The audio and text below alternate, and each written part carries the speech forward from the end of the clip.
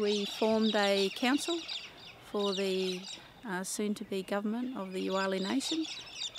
There's a lot of discussion that went into it, a lot of thought, a lot of planning for how this will work to cover culture and government. That's true.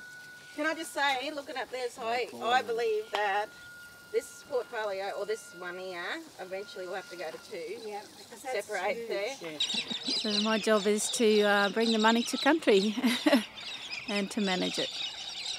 Well, part of my role is to look after education, language and the arts. I think there's an assumption that we live in the bush here where we don't have any culture and heritage, and because our people look all different ways and act different ways, there's a stereotype of what culture is and what an idea of Aboriginal culture is, and Euahlayi culture and heritage is really, really strong in this country.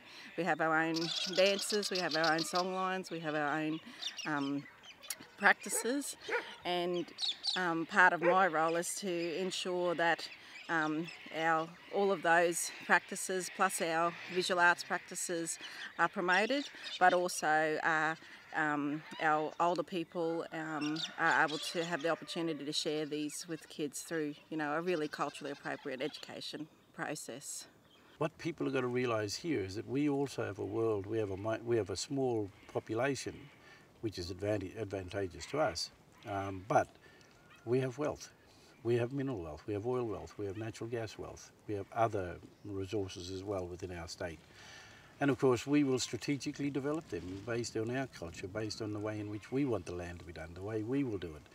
And of course it will give us that sustainability, it will create that economic sustainability, but there are other methods of course using the resources of the land. And I remember the old fellas telling me, if you look after the land will always look after you. Yeah? And so I work from that premise. So all those liberation movements that have taken place, sure, they've all had to come and find economics. They've had to find their way of developing. We in this here country, we think about people first. That's our culture, that's our obligations.